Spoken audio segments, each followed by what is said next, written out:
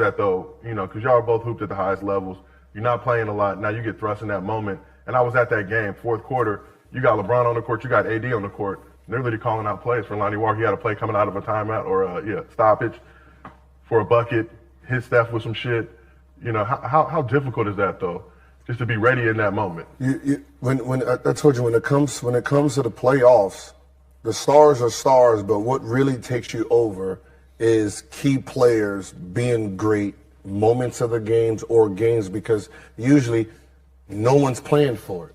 Golden State didn't plan for Lonnie Walker to come in a game and do something. So when he come in a game, there's roller coasters during the season, right? And if you're not tapped in mentally, you can be affected by it, right? He started off hot, went through a slump, didn't play much, right? But because he's mentally still engaged, that when he did get the opportunity, it was performance times. And a lot of kids don't understand that. They think, okay, I got 26 minutes this game. He only played me 4 minutes this game. What happened? The game happened.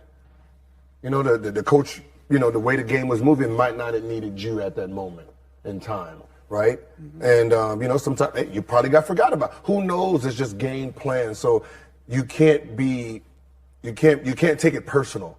You know, so sometimes, you know, no matter what's going on, you still got to be locked in. So when they do call your name, you can perform like he did.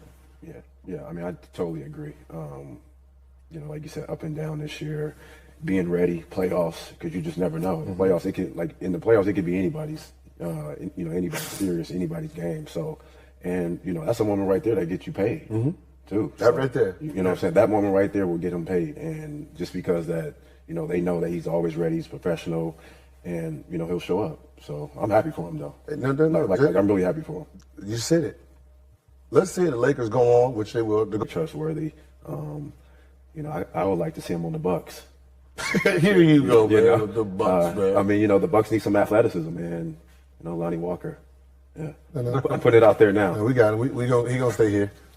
Nah, with who money? Nah, he gonna stay. Yeah, you're right. Yeah, who they? I mean, shit. Lakers gonna have some tough decisions to make. Austin Reeves. Got to do. And somebody will come in and offer Austin Reeves that big bag, so Lakers will have a decision to make there. But Lonnie going into the season said he took this deal, opportunity to play with somebody like LeBron, a prove-it deal because he wanted to believe and bet on himself. So it looks like the best paying off, man. So, you know, Lonnie's a good guy, so a guy that you're happy to see perform at that level. Now let's talk about AD. Been inconsistent on the offensive end throughout the playoffs. Good game, bad game, good game, bad game.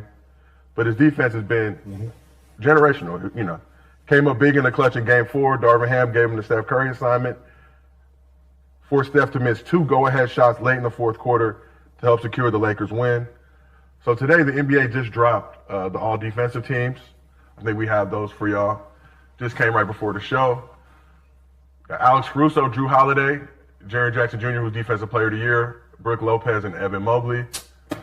Made the first. Gonna do, right? And then you just like sub out and someone comes in, and I don't know. He might not even be that good because I don't know him. I don't know him. He might do some things that just oh man, he caught me off guard right there. Yeah. And that's really what the playoffs is. And we got to talk. We're talking Lonnie Walker. Got to talk a little bit about D'Lo. D'Lo in that game played 31 minutes, 4 points, 1 for 10. So D'Lo had a great game 3, Gil, like you mentioned, the ability to have guys on that bench.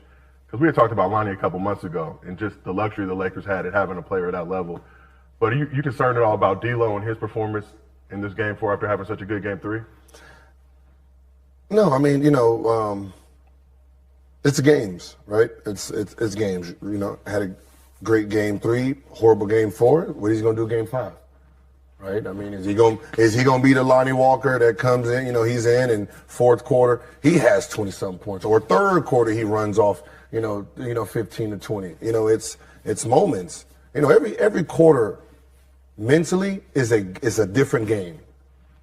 You know, you're trying to win as many games as you can possibly win in that one game. You got 4 games in that one game.